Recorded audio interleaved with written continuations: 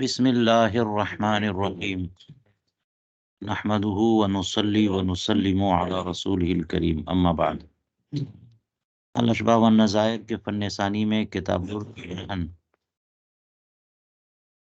الرہن پڑھنا ہے۔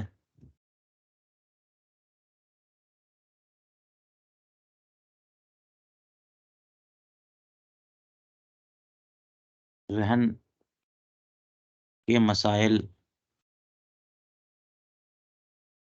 فقہ کے مشکل ترین مسائل میں سے ہیں، اس لیے اس پہ توجہ کی خاص ضرورت ہے۔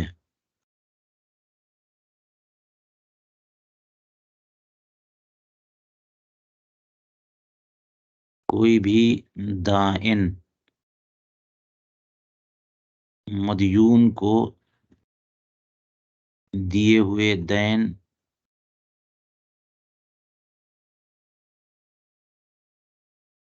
کے وصول کرنے کے لیے کوئی مال متقوم شے بطور زمان رکھے، اسی کو رہن کہتے ہیں۔ کہ اگر وہ نہ دے سکا تو رہن، جسے مرہون بھی کہتے ہیں، مال مرہون کو بیچ کر کے دائن اپنا حق وصول کر سکے، استیفائے حق کر سکے۔ قرآن پاک میں بھی ہے فرحان مقبوضہ۔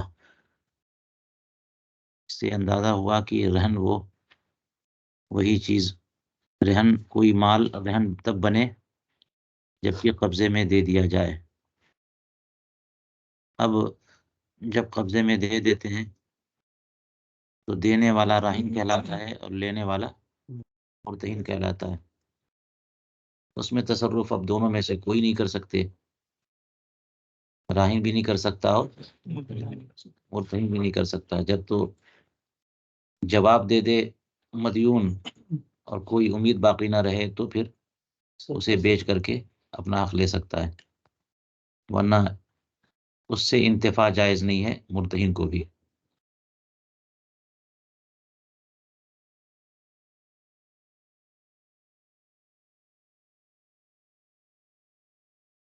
تو اب دیکھیے اس میں ضوابط: ما قبل البیع قبل الرہن الا فی اربعۃ، جو چیز بیع کو قبول کرے گی رہن کو بھی قبول کرے گی۔ یعنی جس چیز کی بیع ہو سکتی ہے اسے رہن کے طور پہ بھی دے سکتے ہیں۔ مال ہونا چاہیے، مال متقوم کی بیع ہو سکتی ہے تو مال متقوم ہی کو بطور رہن رکھ سکتے ہیں۔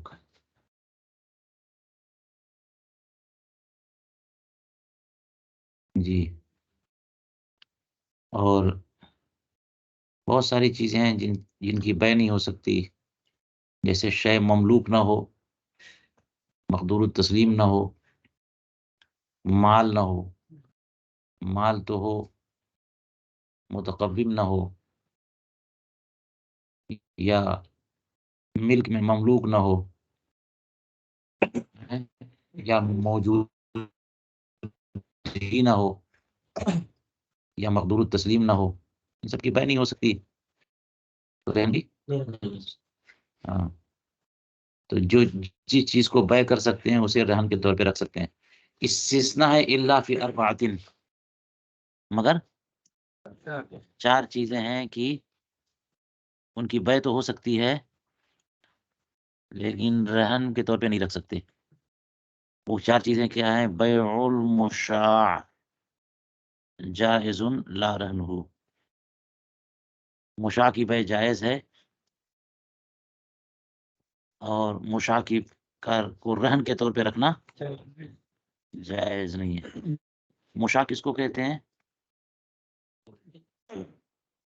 حصہ سب کا شائع ہو، ہر جز میں دونوں کا حصہ الگ الگ کر لیا، تقسیم کر لیا تو پھر مشاع نہیں ہے۔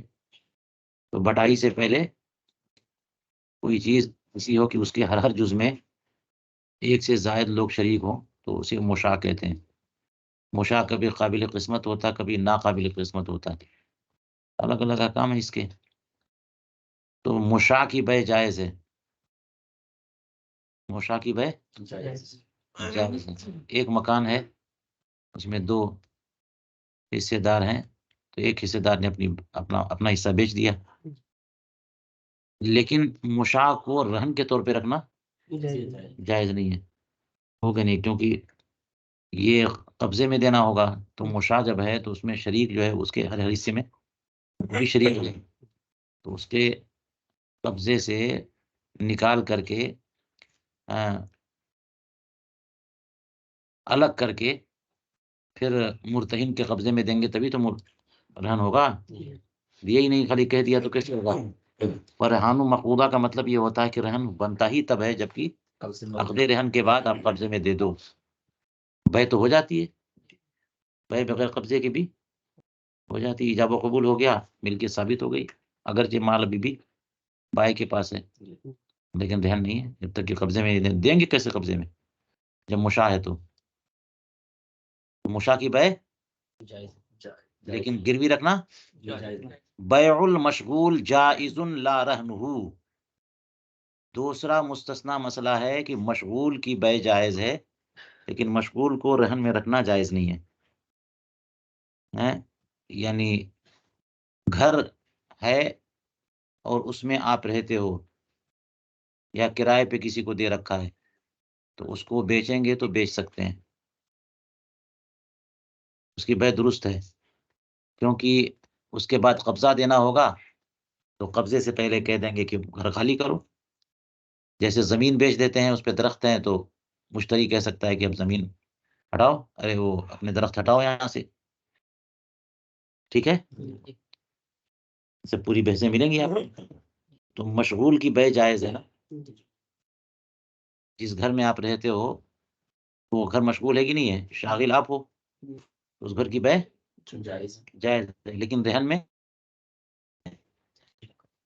کیونکہ مشغول کو جو ہے نا قبضے میں دے کیسے سکتے ہیں جب تک کہ کرایہ دار کا رکھا ہوا ہے. جب تک کرایہ دار کو ہٹائیں گے نہیں، اور کرایہ دار کو ہٹا نہیں سکتے اگر اجارہ ہوا ہے تو، جب تک کہ مہینہ پورا نہ ہو، سال کا کیا سال پورا نہ ہو. تو اس لیے مشغول کو بطور رہن نہیں رکھ سکتے، کیونکہ قبضہ کیسے دیں گے، ممتاز کیسے ہوگا وہ. دو مسئلہ ہو گیا. مشغول کی بے تو جائز ہے لیکن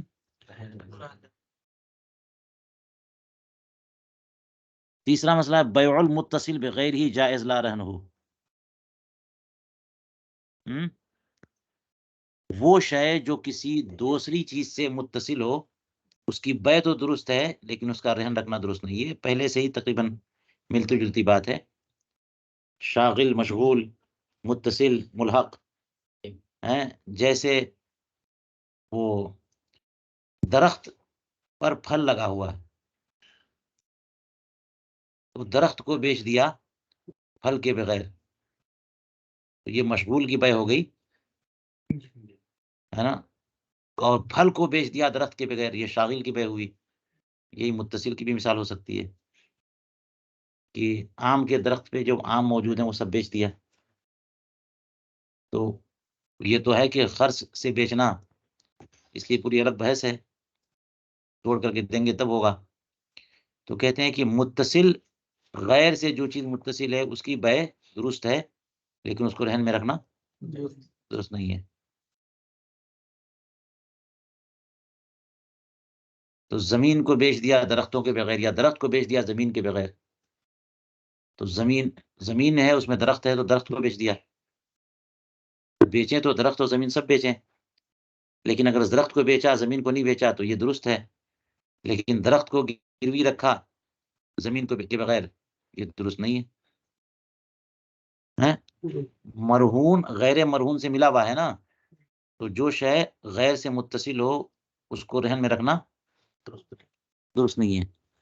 کیونکہ پھر اتصال کی موجودگی میں، جب اتصال ہے تو آپ کیسے اس پہ قبضہ دے پاؤ گے؟ غیر مرہون پہ قبضہ دینا پڑے گا. ہو سکتا ہے آپ کی ملکیت، ہو سکتا ہے آپ کی ملکیت نہ ہو. جیسے آپ نے پڑھا کہ موقوفہ زمین میں آپ نے کسی نے پودا لگا دیا تو جس نے لگایا وہ اس کا ہے، مگر زمین کی اس کی نہیں ہے. تو ایسے درخت کو گروی پہ رکھا تو کیسے اس پہ قبضہ دیں گے؟ زمین پہ تو دے بھی نہیں سکتے. ٹھیک ہے، تو یہ تیسرا مسئلہ ہو گیا. چوتھا، بیع المعلق اتقه بشرط قبل وجوده فی غیر المدبر جائز لا رہنہ.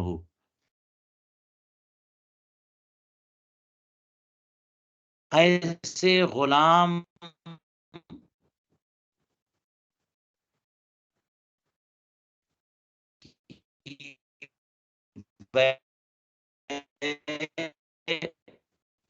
شرط پہ جائز نہیں، مدبر کے علاوہ کی بات ہے. تو ہے کہ جس کی آدھی کو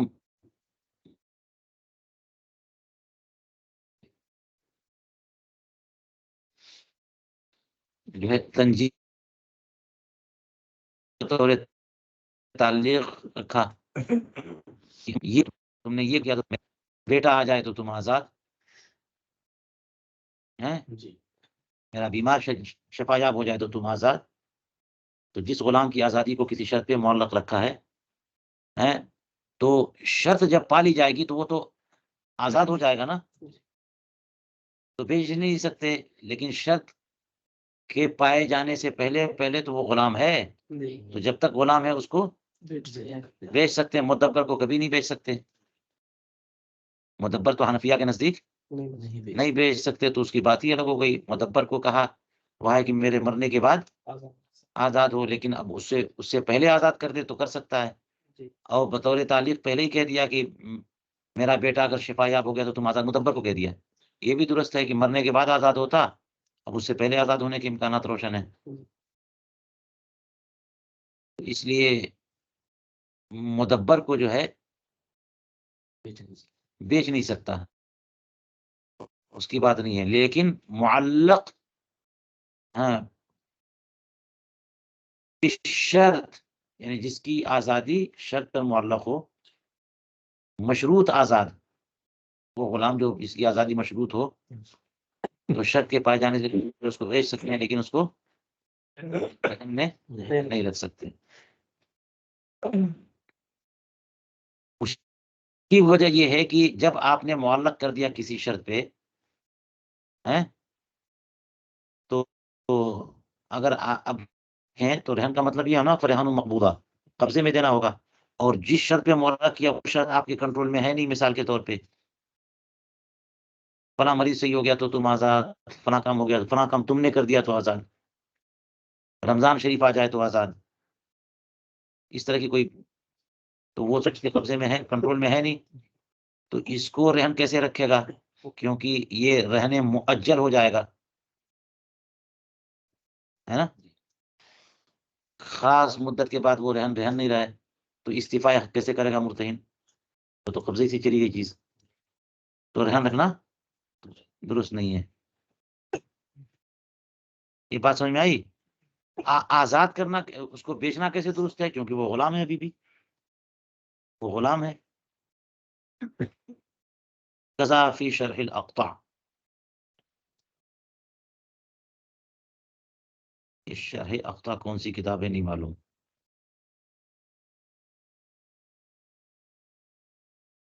لا يجوز رهن البناء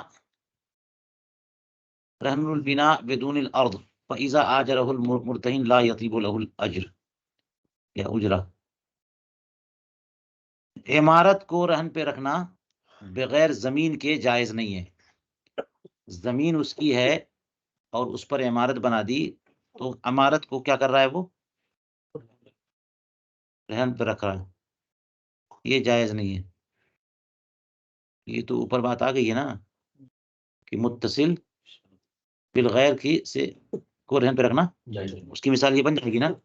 اور یہی بات یہاں یہ بات کہی کہ عمارت کو زمین کے بغیر، یعنی آپ کو رہن پہ رکھنا ہے تو زمین عمارت دونوں ہے نا، صرف عمارت کو رہن پہ رکھنا جائز نہیں. فَإِذَا آجَرَهُ الْمُرْتَهِنُ لا یطیب له الاجر. تو جب مرتہن رہن کو اجارے پہ دے دے تو اس کے لیے اس کی اجرت جو ہے طیب نہیں ہے.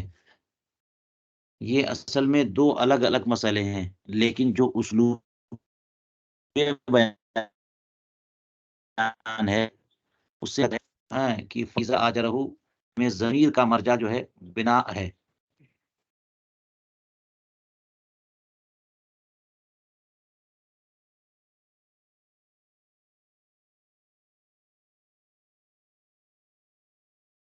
تو کیسے علامہ محمود نے کیا ہے، اصل مسئلہ یہی ہے کہ مرتہن نے یعنی جو کچھ اس کے کنٹرول میں ہے بطور رہن، اس نے زید کو قرض دیا ہوا ہے اور رہن کے طور پہ اس کی کتاب، اس کا سامان رکھ لیا ہے یا اس کا گھر رکھ لیا ہے. تو آپ کو پتا ہے نا کہ مرتہن انتفاع نہیں کر سکتا رہن سے.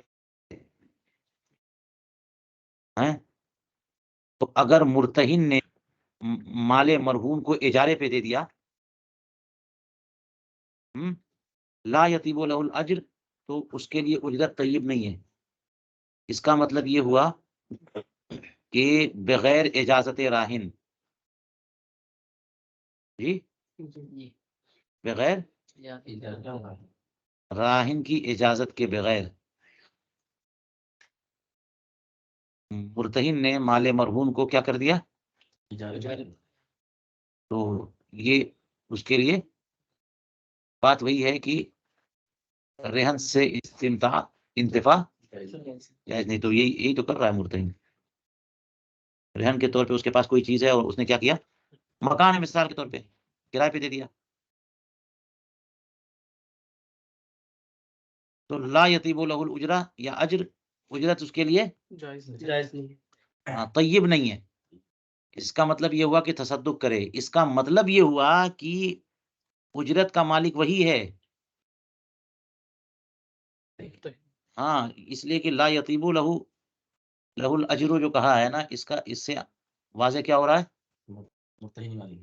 مالک مرتہن ہے لیکن مالک جو ہے نا وہ استعمال نہیں کر سکتا، تصدق کرے، کیونکہ انتفاع ہو جائے گا. مالک وہی ہوگا، تصدق کر دے برات ذمہ کے طور پہ. تو مالک کیسے ہوگا، اس لیے کہ اس نے اجارے پہ دیا ہے اور وہ مال اس کے کنٹرول میں، قبضے میں ہے. مال کس کے قبضے میں ہے، اور راہن کی اجازت ہے نہیں، قبضے میں اس کے ہے. تو اپنے قبضے میں جو چیز ہے اسی کو تو رہن پہ دیا، اجارے پہ دیا، اور انتفاع کی اجازت نہیں تھی. اس کا مطلب اجارے پہ دینے کی اجازت نہیں تھی، تو اس لیے اجارے پہ دینا غلط ہوا. تو جو انکم، جو آمدنی ہوئی، اس کا استعمال غلط ہوا. لیکن وہ ہے کس کا پھر، یہ اسی کا ہوگا، کیونکہ اس کے حق میں مشغول ہے. وہ مرتہن کے حق ہی میں مشغول ہے نا رہن، تو اپنے ہی حق کو تو دیا اس نے. اپنا ہی حق جو ہے نا، جو اس کے حق میں مشغول ہے بطور قیمت، وہی تو دیا اس نے اجارے پہ. اس سے آگے کہہ رہے ہیں کہ اذن الراہن للمرتہن فی الاجارۃ فآجرہ خرج عن الرہن. اب اس کا مطلب یہ ہوا کہ اگر وہی مسئلہ تھا جس میں مرتہن نے اجارے پہ دے دیا تھا، لیکن میں نے ایک بات اضافہ کی وہاں پہ کہ راہن نے اجازت نہیں دی تھی، تو وہ اجرت کس کی ہوگی، مرتہن کی. اگر راہن نے اجازت دی تھی تو اجارہ ہی ختم ہو گیا، رہن ہی ختم ہو گیا، اور اب یہ اجرت جو ہے نا راہن کی ہے. یہ اجارہ راہن کی طرف سے ہو گیا. بات سمجھ رہی ہے، یہ اگر راہن نے اجازت نہیں دی تو مرتہن نے اجارے پہ دیا تو مرتہن کی طرف سے ہے، اور اس اجرت کا مالک مرتہن ہے. لیکن چونکہ انتفاع والی صورت پیدا ہو رہی ہے جو جائز نہیں ہے، تو یہ تصدق کر دے، طیب نہیں اس کے لیے. اور اگر مال مرہون کو اجارے پہ دیا مرتہن نے، وہی صورت لیکن اجازت سے مراد راہن کی اجازت سے، تو پھر اجرت راہن کو، یہ اجارہ راہن کا ہو گیا اور رہن ختم. کیا ہو گیا؟ کیونکہ اجازت دینے سے اس نے کہا کہ مرتہن نے کہا میں دے دوں، کہا دے دوں، تو مال تو ابھی بھی اس کا ہے نا. یہ مال کس کا ہے؟ اس کے حق میں محفوظ ہے، اور مال ہے راہن کا. تو راہن کے مال کو مالک کی اجازت سے دیا، تو اجارہ کس کی طرف سے ہوا؟ راہن کی طرف سے ہوا. تو اجرت کس کو جائے گی؟ راہن کی طرف جائے گی. اب جو ہے فرحانو مقبوضہ تو ہونا تھا، جب اجارے پہ دے دیا تو مستاجر کے قبضے میں دے گا، تو وہ رہن مرتہن کے قبضے سے گیا، تو رہن کیسے باقی رہے گا؟ یہ اجارہ ہو گیا رہن غضب. یہ بات آسان ہو گئی، ترجمہ بھی دیکھ لیجئے.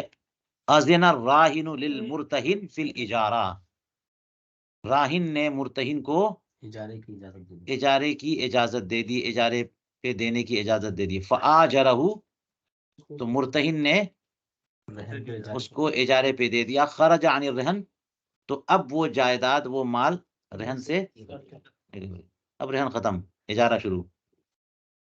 ولا یعود الآجر، اور آجر جو ہے نا اس کو رہن پہ اب لے بھی نہیں سکتا ہے نا.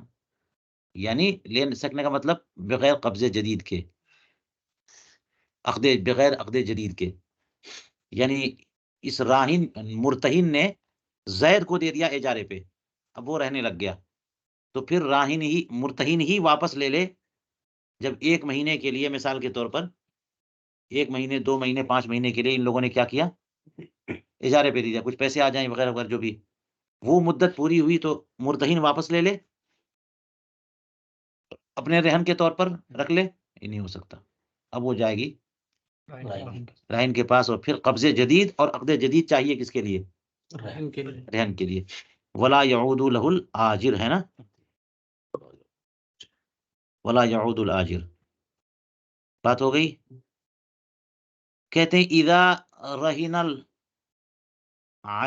عند المستاجر علی دین لہ صح وانفسخت، جب عین کو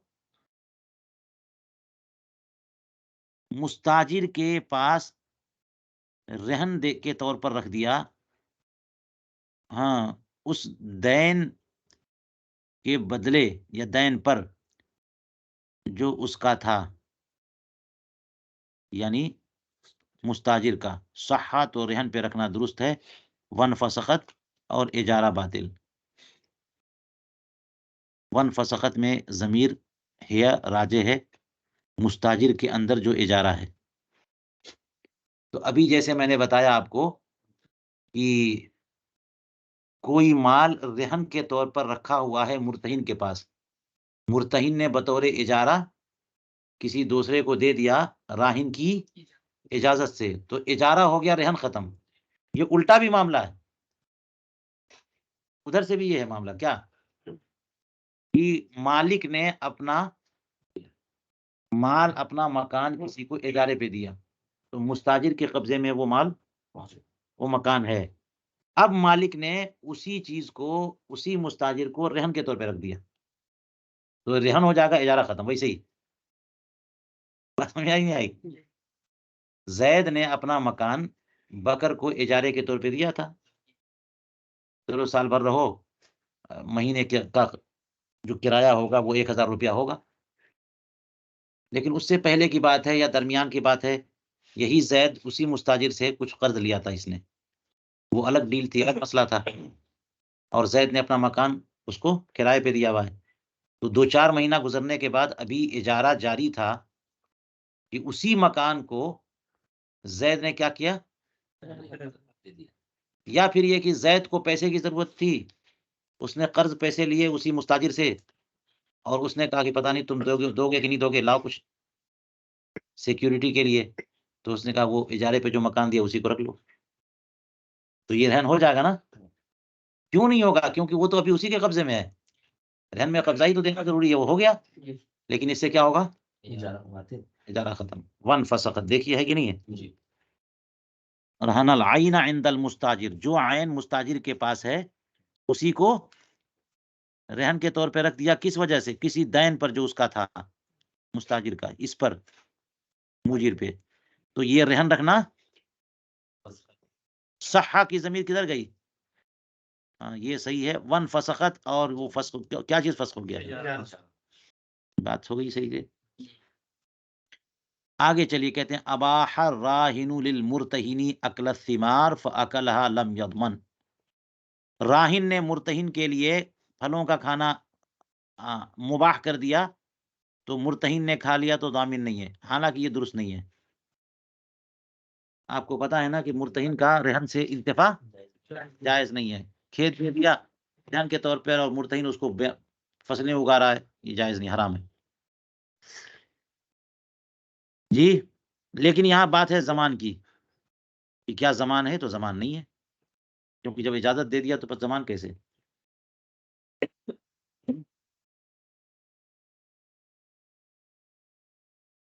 تو مرتہن نے مال مرہون سے پھل کھایا اور راہن نے اجازت دے دی تھی، تو ان پھلوں کا تاوان مرتہن پر نہیں ہے. اور جائز ہے کہ نہیں جائز ہے؟ تو جائز نہیں ہے. خلاف شرع چیز کی اجازت دیں گے تو نہیں ہے. وہ تو حلال چیز کی اجازت ہو، ملکیت کی وجہ سے جو ہے نا وہ اس نے پوچھا نہیں تھا تو منع ہے، اور جائز کر دیا، اجازت دے دی تو جائز ہو گیا. لیکن حرام چیز کی اجازت سے اجازت ہوتی ہے. رشوت آپ کھاؤ، میری طرف سے اجازت ہے، ربا کی اجازت نہیں ہوگی. تو یہ چیز جو ہے نا منع ہے تو منع ہے، اجازت سے یہ چیز جائز نہیں ہوگی. بس اجازت سے فرق یہ پڑے گا ہاں کہ زمان ختم. باع الراہن من زید ثم باعه من المرتہن ان فسخ الاول. یہ دیکھیے مسئلہ، ایک مسئلہ جو ہے نا وہ سوچنے اور غور کرنے سے تعلق رکھتا ہے. راہن نے بیچ دیا اور بات چل رہی ہے رہن کی، تو وہ سب جگہ معہود ہے. راہن نے بیچ دیا کیا؟ زید کو. بیچ دیا کس کو؟ زید کو. اور پھر اسے بیچ دیا مرتہن کو، تو پہلی بے فسخ ہو گئی.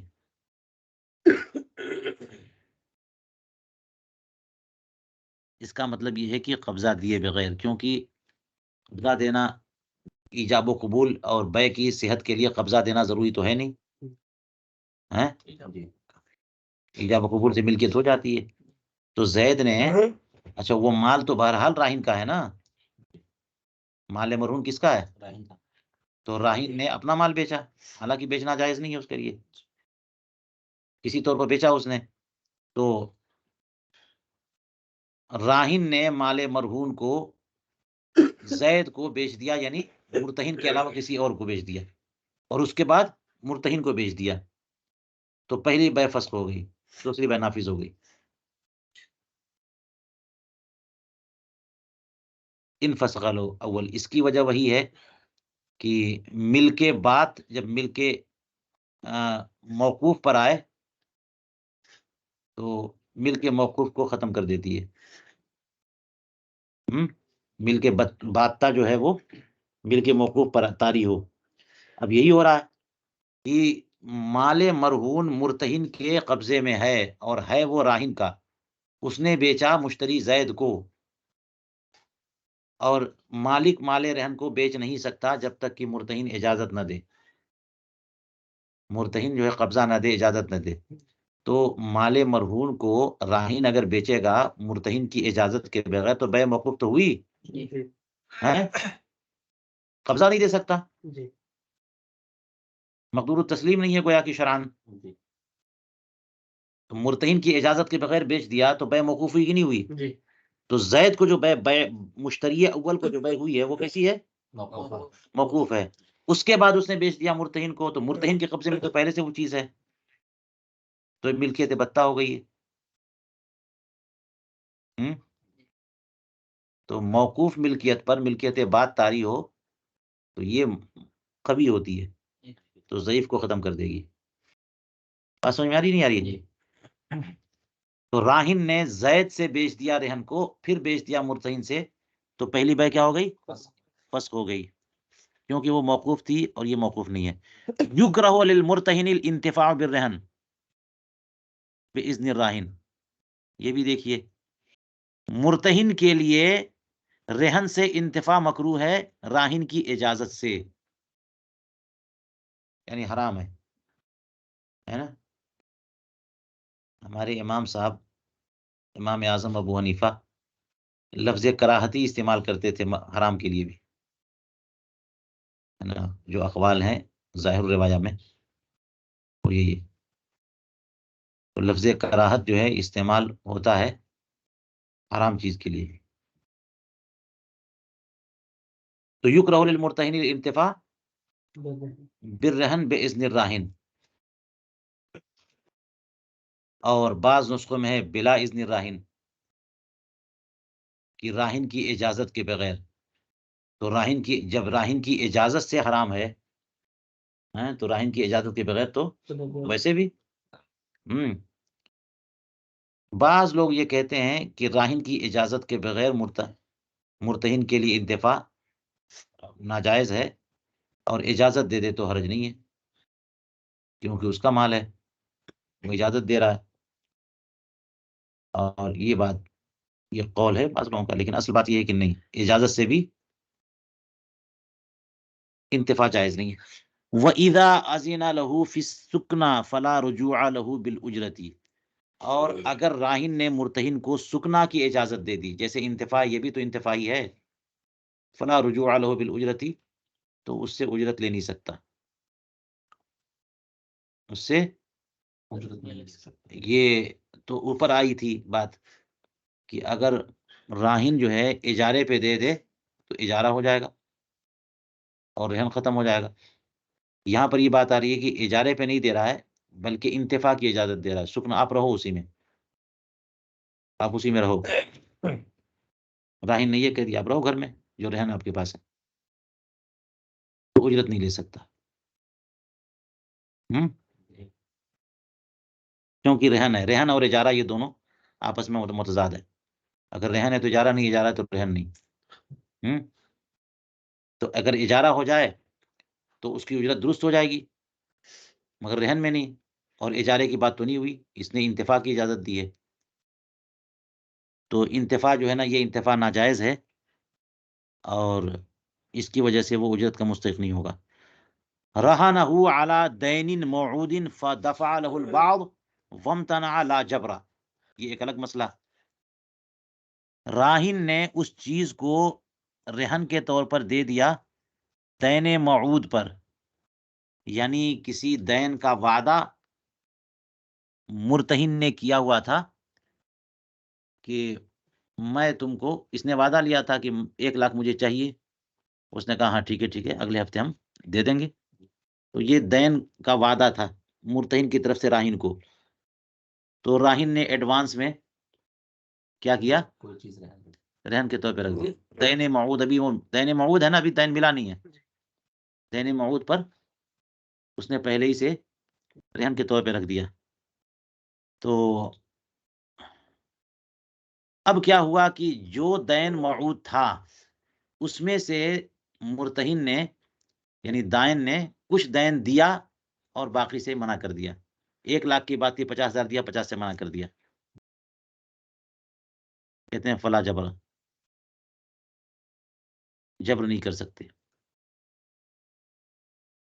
جی، بعض فقہا نے کہا کہ اگر دین موعود پر رہن میں، دین موعود پر بطور رہن کچھ دے دیا اور وہ اب منع کرنا چاہے تو منع نہیں کرے گا، دین پر جبر ہے، کیونکہ اس کے بدلے میں اس نے رہن ابھی رکھ دیا ہے، اسی لیے یہاں پہ بعض دینے کی بات آئی، اگر بالکل نہیں دیا تو جبر ہے، بات وہ نے کہا۔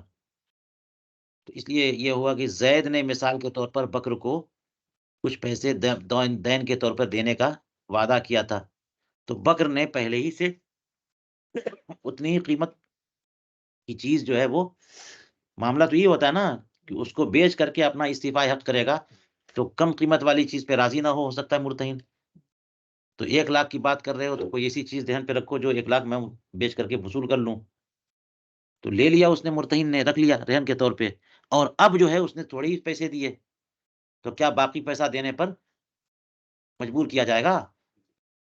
کیا بولا میں نے؟ نہیں، اس کا مطلب یہ ہوا کہ جتنا پیسہ اس نے دیا ہے اتنے ہی پر جو ہے نا یہ رہن ہو جائے گا. تو رہن جو ہے وہ دین سے زائد قیمت کا بھی ہو سکتا ہے. یہ بات سمجھ میں آ گئی؟ لا یبیع القاضی الرہن بغیبت الراہن، قاضی راہن کی غیبوبت میں رہن بیچ نہیں سکتا. یعنی رہن مرتہن کے پاس ہے اور مرتہن جو ہے وہ بیچ سکتا ہے رہن کو اپنا حق وصول کرنے کے لیے، لیکن راہن غائب ہے، تو اس لیے اس نے قاضی کے ہاں استغاثہ کیا، آپ بھجوا دو. تو قاضی جو ہے راہن کو بلائے گا، اس کی موجودگی میں بیچے گا. الزام اس کے اوپر ہے نا، کیونکہ اس کا مال ہے.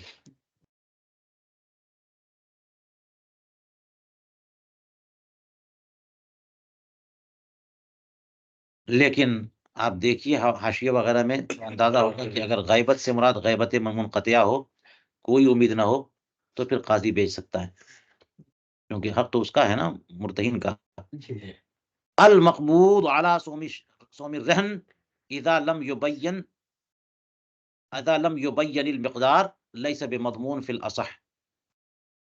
اس کا کیا مطلب ہوا کہ جو چیز رہن کے طور سوم پر، رہن کے بھاؤ پر قبضے میں دی گئی ہے، اگر مقدار دین کی بیان نہ کی گئی، یعنی جس کے معاوضے میں، جس کے بدلے میں، جس کے مقابل قبضے میں دیا جائے وہ چیز دی جا رہی ہے، اگر اس کی مقدار نہ بیان کی گئی تو یہ مضمون نہیں ہے.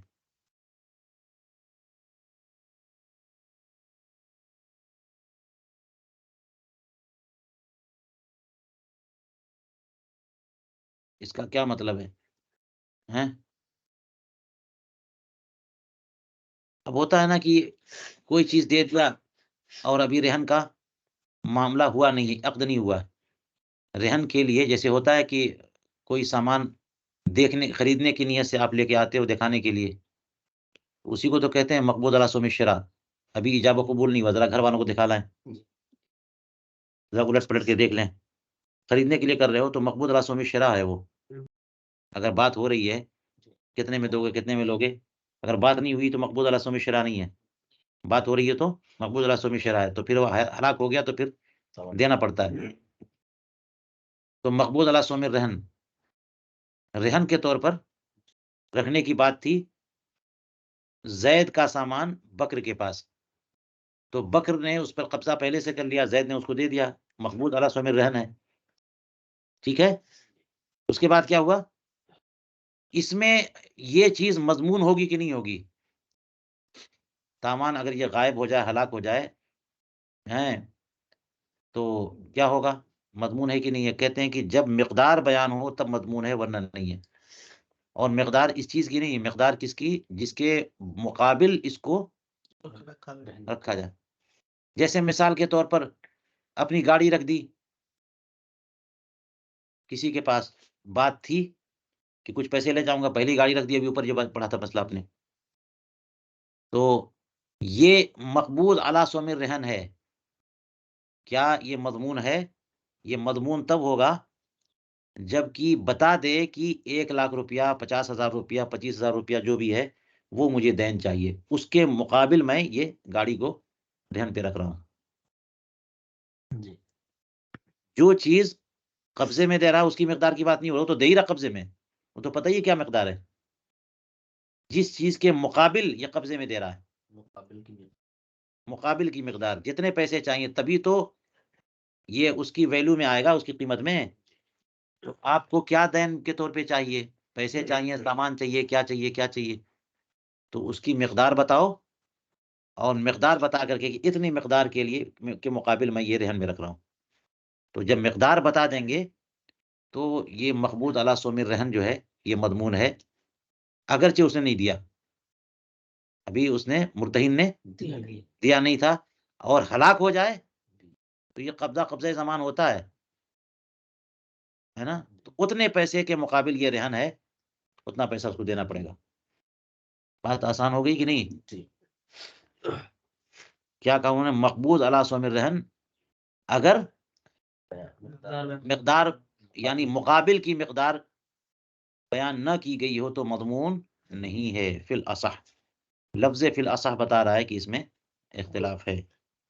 الاجل فی الرہن یفسدہ، یہ بھی ایک بڑا ایک مسئلہ ہے. رہن میں اجل رہن کو فاسد کر دیتی ہے، کیونکہ رہن جو ہے وہ تو مکمل طور پہ قبضے میں ہونی چاہیے نا، جب تک کہ استعفاء حق نہ ہو جائے. جو دائن ہے وہ مرتہن ہے، آپ اس کے پاس جو ہے نا رہن کو رکھ رہے ہو تو اسی لیے نا کہ اس کے حق میں مستغرق ہو، محبوس ہو. اگر آپ نہیں دے پاؤ تو وہ بیچ کے لے سکے، اور اجل لگا دیا تو بیچنے اور اختیار کے منافی ہوا کہ نہیں ہوا؟ آپ نے کہہ دیا 1 مہینے تک آپ کے پاس رکھا میں نے، تو یہ تو عارضی ہو گیا، پورا قبضہ ہی نہیں ہوا. اجل منافی ضمان ہے کہ نہیں ہے؟ منافی استعفاء حق ہے کہ نہیں ہے؟ اس لیے اگر رہن مؤجل ہے یا رہن میں تعجیل کر دی تو وہ رہن فاسد ہو جائے گا. بات ہو گئی. الاجل فی الرہن یفسدہ.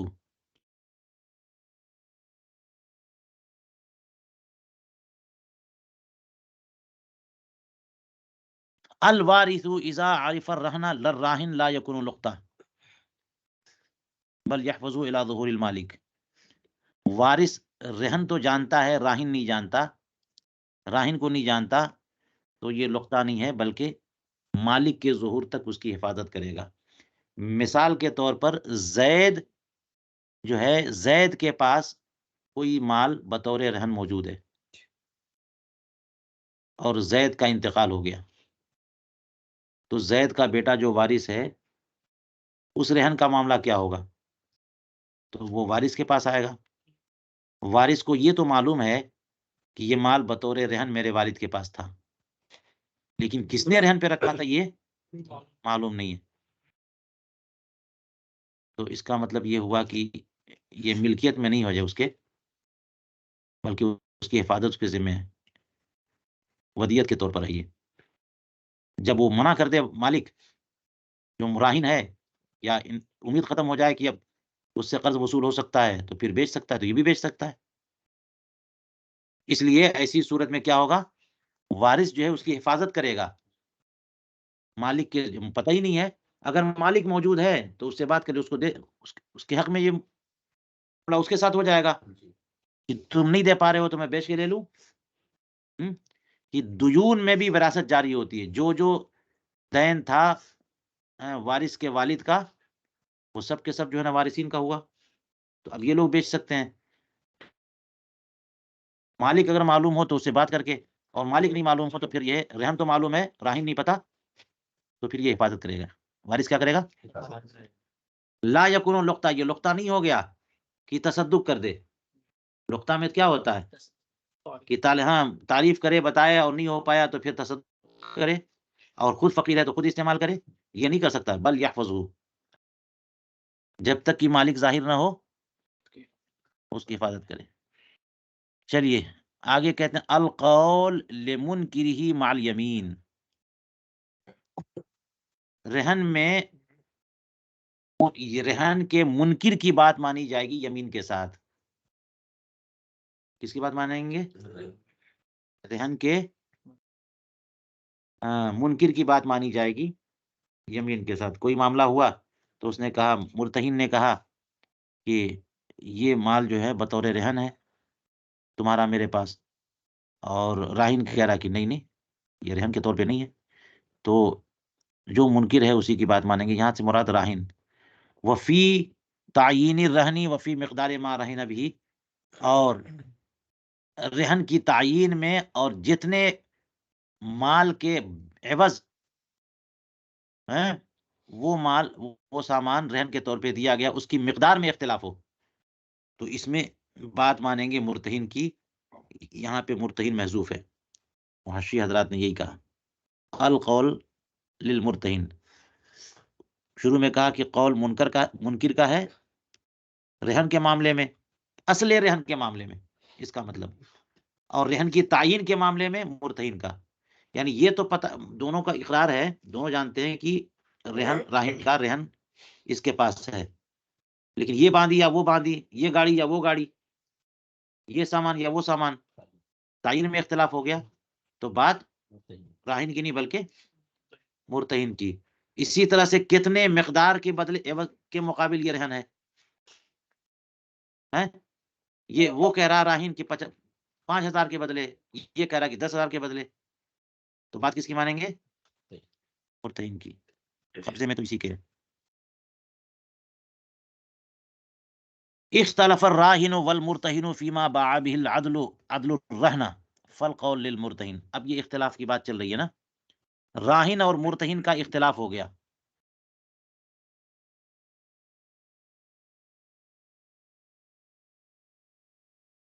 راہن کس معاملے میں؟ کسی دیندار عادل شخص نے رہن کو بیچ دیا تو کتنے پیسے میں بیچا، جتنے پیسے میں بیچا اس کی مقدار میں اختلاف ہو گیا تو بات کس کی مانیں گے؟ مرتہن کی۔ ظاہر ہے کہ راہن نے رہن مرتہن کو دیا قبضے میں، اور اسی لیے دیا کہ اگر میں نہ دے سکوں دین تو آپ بچوا کر کے اپنا حق لے لینا، تو زائد قیمت ہے تو وہ اپنا استعفاء حق کرے گا، باقی تو راہن کو دے گا نا، یہی نہیں پڑھا ہے؟ 5,000 دین تھا، 10,000 تو 5,000 وہ لے لے گا مرتہن، اور 5,000 راہن کو جائے گا۔ اور اگر 5,000 کا دین تھا، 3,000 میں وہ سامان بکا، 3,000 قیمت تھی اس کی، تو 3,000 میں استعفاء ہو جائے گا اور 2,000 بھی باقی ہوگا، راہن دے گا، یہی نا معاملہ ہے۔ تو اب کیا ہوا کہ کتنے میں بیچنا ہے، یہ بڑی بات اہم ہو جاتی ہے موقع پہ، بہت اہم ہو جاتی ہے، کیونکہ اس کا حق ہے۔ تو اب معاملہ یہ ہے کہ ایسے موقع پر پھر آدمی جو ہے نا کسی تیسرے بندے کو لگاتا ہے کہ آپ بیچ دو، جو معتمد ہو، تو وہی عادل کا ہے۔ تو مرتہن نے اور راہن نے کسی عادل شخص کو لگایا کہ تم بیچ دو، عادل شخص نے رہن کو بیچ دیا، تو کتنے میں بیچا، اس میں اختلاف ہو گیا راہن اور مرتہن کا، یہ کچھ اور کہہ رہا وہ کچھ اور کہہ رہا، تو بات کس کی مانیں گے؟ مرتہن کی۔ بات سمجھ میں آ گئی؟ ہاں، فالقول للمرتہن وان صدق العدل الراہن، اگرچہ جو ہے جس نے بیچا ہے جو عادل شخص ہے وہ اگرچہ راہن کی تصدیق کرے، مگر پھر بھی بات کس کی مانیں گے؟ مرتہن کی۔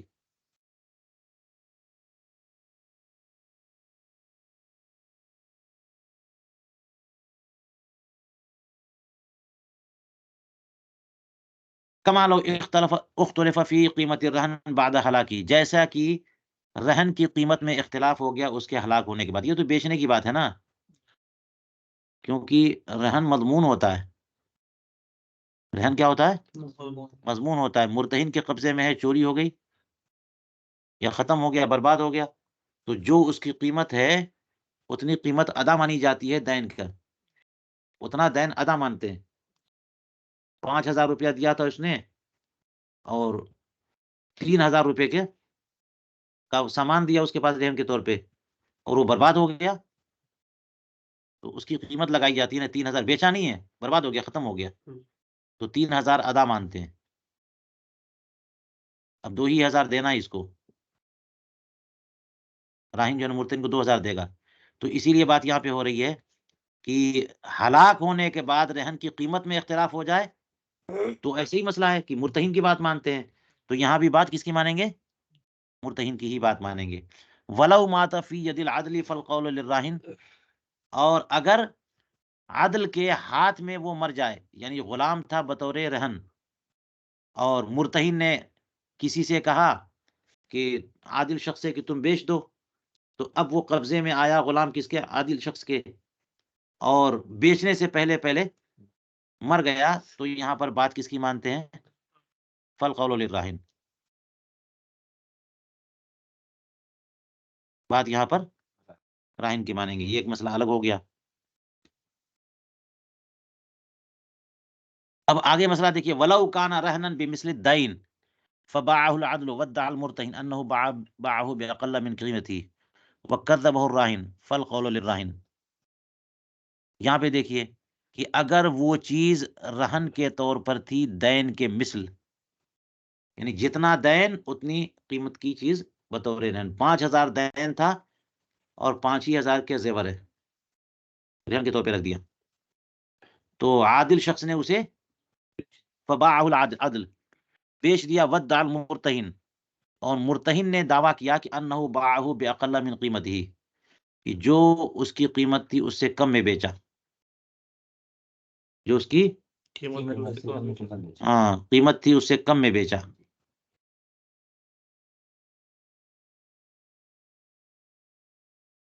وَكَذَّبَهُ الراہن، اور راہن نے اس کی تکذیب کی، کہا کہ نہیں نہیں بالکل ٹھیک قیمت پہ بیچا، جو صحیح ریٹ تھا اسی پہ بیچا۔ فالقول للراہن، تو یہاں پر بات کس کی مانیں گے؟ مرتہن کی طرف نسبت کرتے ہوئے، نہ کہ عادل کی طرف نسبت کرتے ہوئے، کہ وہ یہ تصدیق کر رہا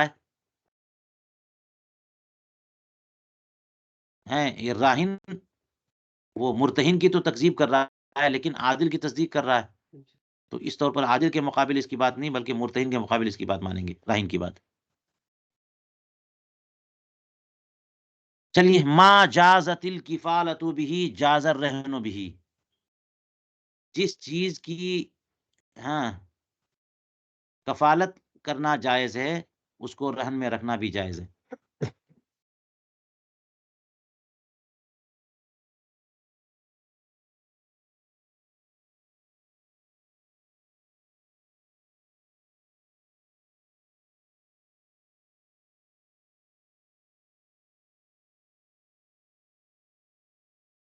جس چیز کا کفیل ہونا جائز ہے، جس چیز کا کفیل ہونا جائز ہے، کفالت جائز ہے، اس کو رہن کے طور پر رکھنا بھی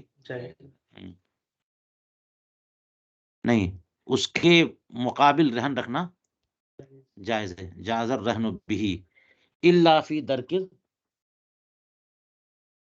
مبیع، مگر درک مبیع میں، کہ تجوز الکفالت بہ دون الرہن، یہ واو ہے اس کے بعد، و تجوز کسی نسخے میں ہے بغیر واو کے؟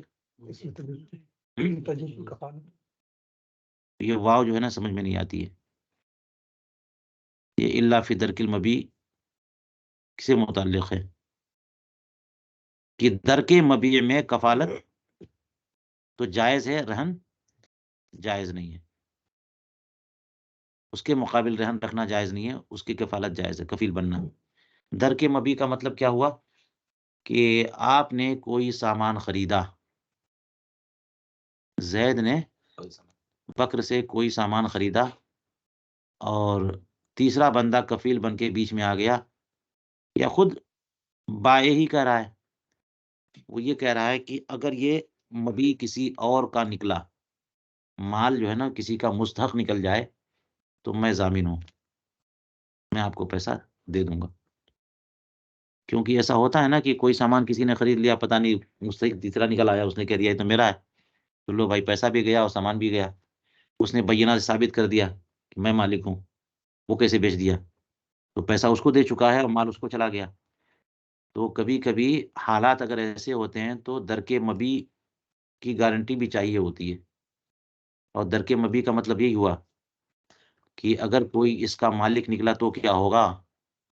زمین کے کاروبار میں بہت ایسا ہوتا ہے، بیچ دیا تم نے، خرید لیا اس نے، لیکن اس سے پہلے کسی اور کو بیچ چکے تھے، پرانا کاغذ دکھا رہے ہو ہیں، تو اگر کوئی اور مستحق نکلا تو کیا ہوگا؟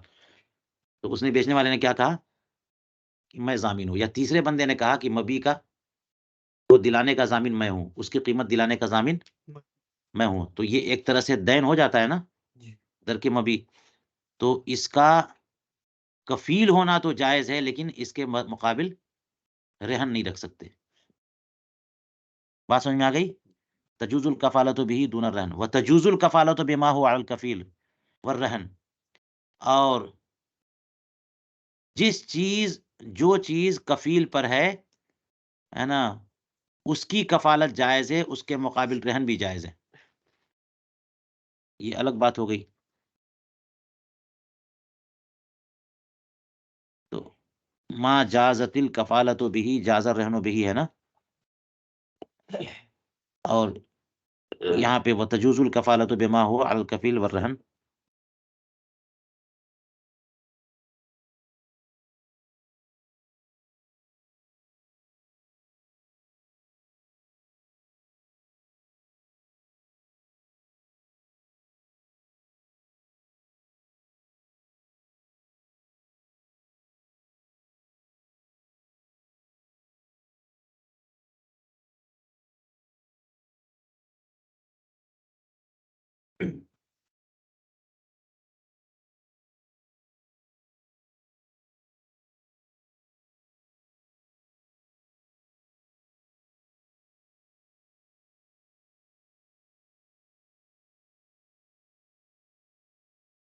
اور کیا کسی نسخے میں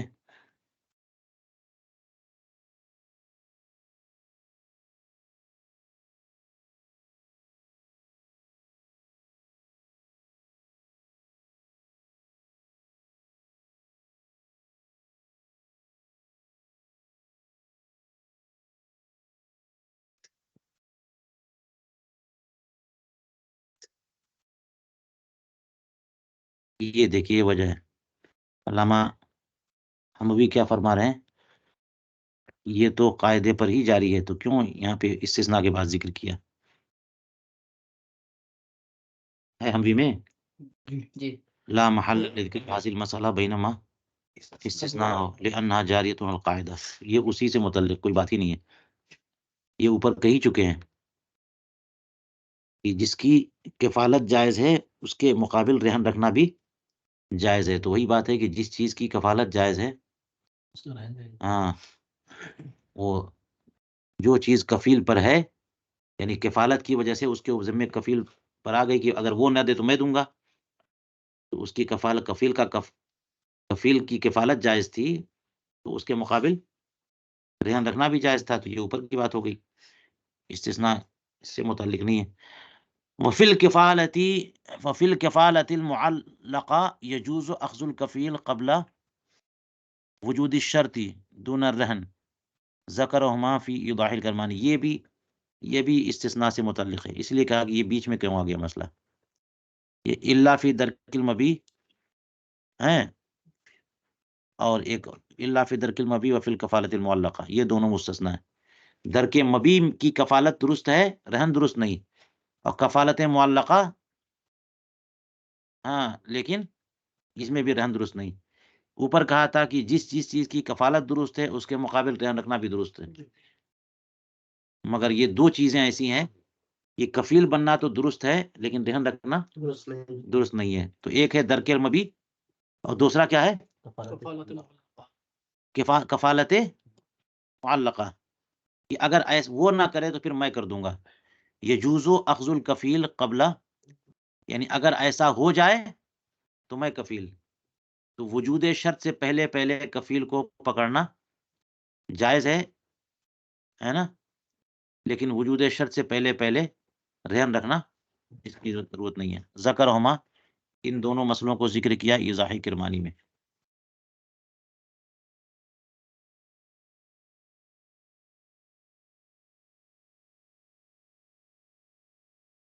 یہاں پہ دیکھیے حموی میں کہا اے فلا یأخذوا رہنن، کفالت معلقہ میں وجود شرط سے پہلے رہن نہیں لے سکتا، کیونکہ وجود شرط ہو تب تو کفالت متحقق ہو، جب کفالت متحقق ہو تب جا کے رہن لے۔